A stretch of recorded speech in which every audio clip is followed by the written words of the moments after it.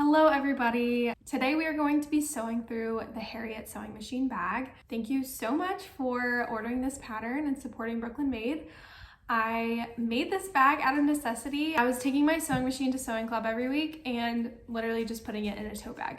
And I really felt like there was a better solution for this, so I created the Harriet sewing machine bag, and now it's super cute and it's super functional. I'm very excited that you too will soon have a very cute sewing machine bag. So let's get into it. I'm gonna walk you through some of the things that you will need today to sew this. So of course, cut out all of your pattern pieces, and then you will also need 4 14-inch zippers, or you can use zipper tape. That's what I'm gonna be using today. It's just where you cut your preferred length of zipper, and then of course the matching zipper pulls for this. You'll need some sort of marking tool for your quilting lines or a guiding arm for your sewing machine. You'll need sewing scissors or a rotary cutter, whatever you prefer. I like to use a loop turner, so make sure you have one of these, or you can use a safety pin also. Some sewing pins or clips. You will also need an iron and an ironing board or mat. When choosing a fabric, I definitely recommend to have at least one heavyweight fabric, whether that's in the lining or the outer fabric. So for me, I'm choosing a heavyweight canvas as my lining. And then for your outer, you could choose cotton. I'm actually choosing a polyester for this bag. Whether that's on the outside or the inside, I do recommend that you have at least one heavyweight fabric. The first step is going to be quilting the batting onto the main outer fabric. Now to get started, you can either pin your fabric onto the batting. For me personally, I really like using basting spray to attach the fabric to the batting, especially when you're quilting. Sometimes the sewing of the lines can kind of shift the fabric. So I really like spraying basting spray to attach the 2 layers as I'm quilting. But if you don't have this or you don't want to use it, you can pin it into place and that will work just the same. So we're gonna quilt 1-inch lines vertically down both of the side panels and the main body as well. I marked on my fabric every 1 inch, so now I'm just going to go and quilt. If you have a guiding arm for your sewing machine, you can also use that. If you're going to be marking them, you can either use an invisible ink fabric pen. I like to use this marking tool to mark my lines. I also like using a guide bar, but I can't actually find mine. So I'm just using the guiding tool right now, and it works just the same. And just a quick tip, if you're using batting, it is going to dirty up your machine very quickly. So after this project, it's probably a good idea to take your plate cover off and clean all the fuzzies inside your sewing machine. It's also good practice to replace your needle really every couple of projects. I feel especially after this project, as we're sewing over zippers and we're sewing over a lot of batting, it's also good practice to replace your needle after this project. I just finished quilting one of the side panels, so now I'm going to repeat the process for the other side panel and the main body piece. Now I have the main body piece facing up and each side panel facing down. I'm using these center notches, lining them up and pinning them into place, so it should look a little something like this. I'm going to do that on each side. Be sure to repeat this step for the lining fabric as well. Now we have our side panels attached to the main body for both the lining and the outer fabric. It should look something like this. So this is what it should look like when the side panels are attached. Moving on to the pockets, we are going to finish all the edges with a zigzag stitch or a serger. For the pincushion, with right sides together, sew along the perimeter, leaving a 1-inch gap. Once you have all 4 pockets finished on the edges using either a serger or a zigzag stitch, we are going to fold it over 1/2 inch and iron it down. Now, if you're using a fabric with a selvage or finished edge like I am, this is the selvage edge of the canvas. You don't need to do this step on that side. So you don't have to do a finishing stitch and you don't have to fold it over and iron it. So for me, since I have a selvage edge on this, I'm just going to fold and iron all 3 sides around that.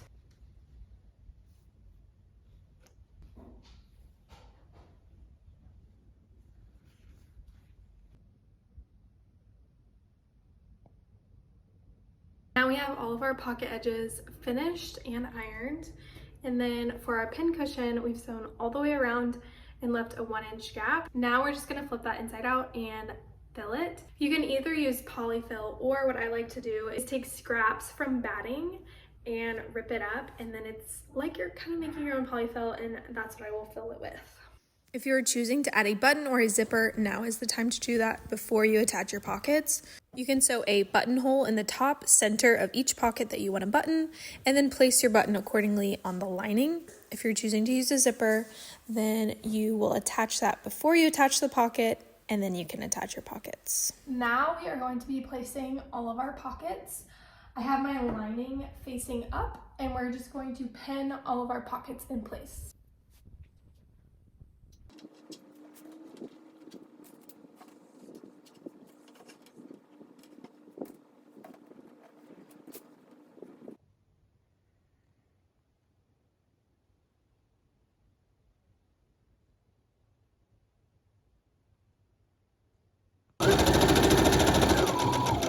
Okay, now we have all of our pockets and our pin cushion attached, and it should look a little something like this.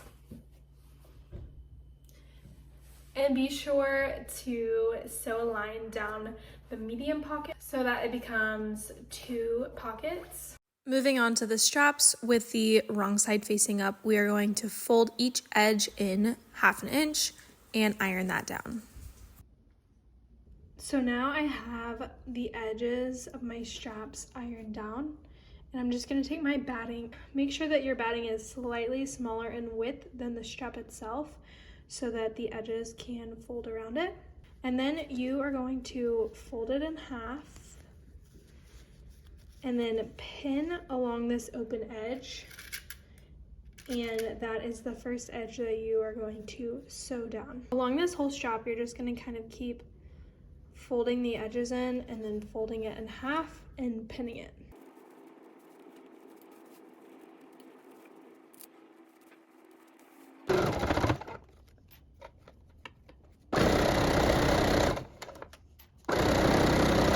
Once you have the open edge sewn, now we are going to go back through and sew a straight stitch down every 1/4 inch.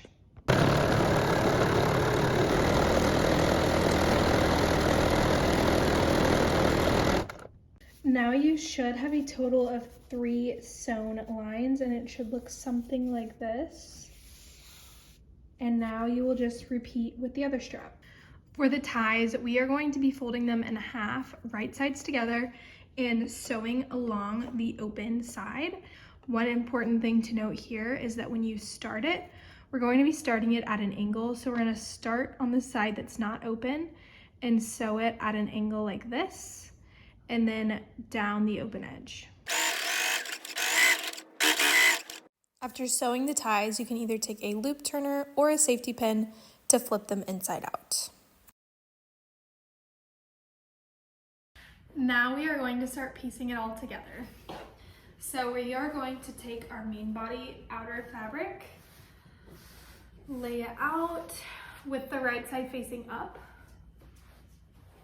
and then we are going to take our handles and our ties and place them down. So we're going to take one of our ties, just leave about 1 inch sticking out, and we're going to put it in the very middle. Now for the handles, we're also going to leave about 1 inch out, but we're going to place them about 3.5 inches from the edge. So just taking a tape measure, ruler, measure 3.5 inches out, and that is where the end of our handle is going to go. I'm going to do the same thing for the other side.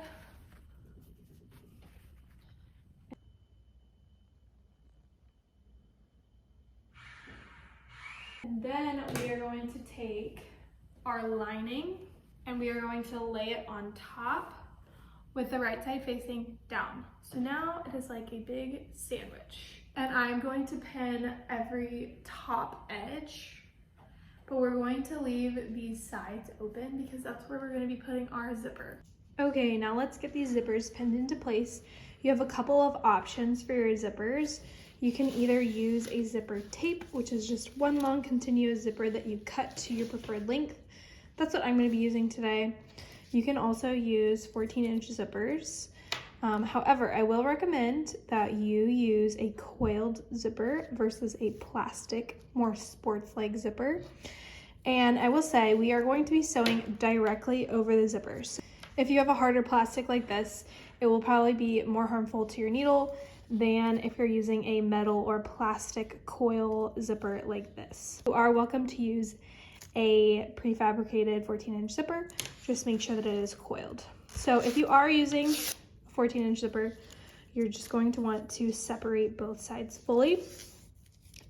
I want to emphasize here that if you are using a prefabricated zipper, make sure that it unzips all the way. Some zippers have a little metal piece at the end that stops it from unzipping all the way, but for this bag to be sewn correctly, it does need to unzip fully. When you're using a continuous zipper tape, what you're going to want to do is measure it out to 14 inches. You can also reference the length of the bag. So if you are doing that, make sure that you have about a 1-inch tail hanging off, and then you're just going to cut the zipper at that length. And it should be about 14 inches. So now we are going to separate out our zipper, and then taking 1/2, we are going to flip it upside down so that the good side of the zipper is going to be facing the outer fabric. And then with the zipper portion facing to the right, we are going to tuck the zipper in.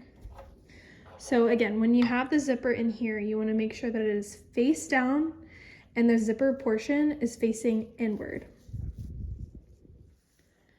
And then we're going to tuck this in, and we're going to make sure the little bit of excess that we have is down here in the corner, because we are going to want a little bit of a tail on the zipper to be in the corner of this bag. So then once you have that sandwiched in there, you can go ahead and pin along the edge.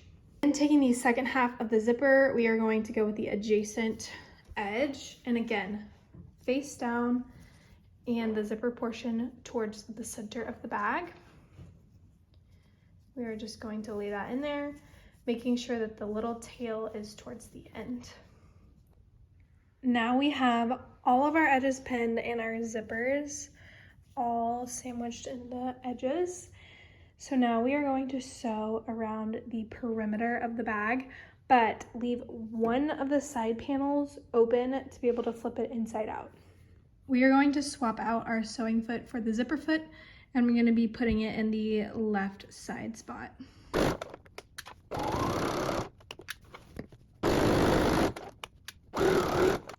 When we get down to this intersecting corner, we are going to skip sewing that because we need to be able to still put our zipper pulls on.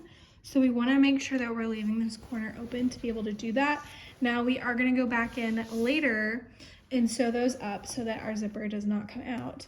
But for now, go ahead, lift up your foot, and then just start along the next edge, leaving this corner back here unsewn. Once we reach the top of the bag, we are just going to lift up the foot, turn it, and then you do have to be a little bit careful on the zipper bump right here, but if your machine will let you, you can sew right over it. If it doesn't, mine's kind of giving me a hard time. You can kind of just lift up your foot and skip that tiny little area and then keep on sewing. And then again, we have come to a new edge with a new zipper. So we're just gonna lift up our foot, turn our fabric, and lift up our needle and just skip on over to this edge where our zipper is and sew down. So we have sewn around the whole perimeter, except we have left all 4 corners open as well as one of our side panels open. So now we are going to take this opening in the side panel and flip it inside out. Whenever you are flipping it inside out and pulling the corners out, you just want to be careful. So you can kind of take the zipper to help pull the corner out, but do not pull the zipper out. It will come out because it's not secured down yet. We are about to sew around the perimeter to make sure the zipper end does not come out, but it is not secured yet. So be very careful when you are pulling these out to to make sure that you don't pull the zipper end completely out. But it should look something like this whenever you are popping those corners out. And then the inside corners look very rough right now, but we're about to fix those. Okay, we are going to add our zipper pulls back on. If you're using a prefabricated zipper, you can of course just line up the ends and zip all the way up. And if you have zipper tape, just kind of align each end on the pull.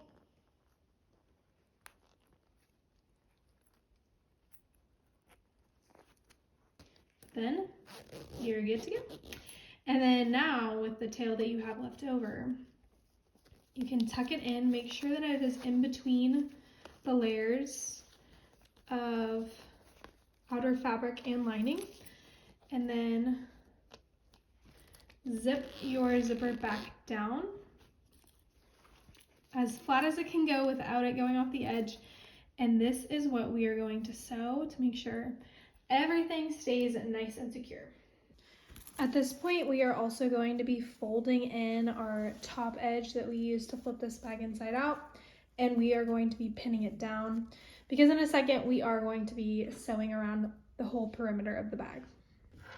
Now we will be top stitching over the full perimeter of the bag. So we are going to unzip our zippers as close to the edge as possible, but being careful not to get it too close to the edge where it would unzip. I'm going to start on this edge where we have it pinned. So this is the point where we're going to be locking in all of these zippers so that they are nice and secure.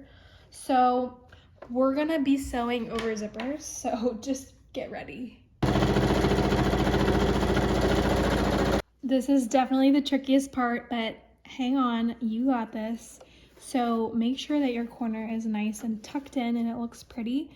And this is going to be a bit rough because we are sewing over the zipper, but it's okay if it looks a tiny bit messy. You're not even really going to be able to see these corners.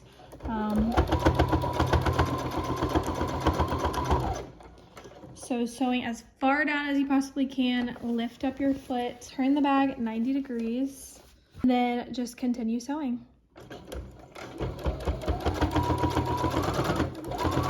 And we're coming up on a zippered top corner. We're just gonna power through and sew straight over it, and that is gonna lock that corner in. Once you finish top stitching around the perimeter, your bag is complete and it looks so cute.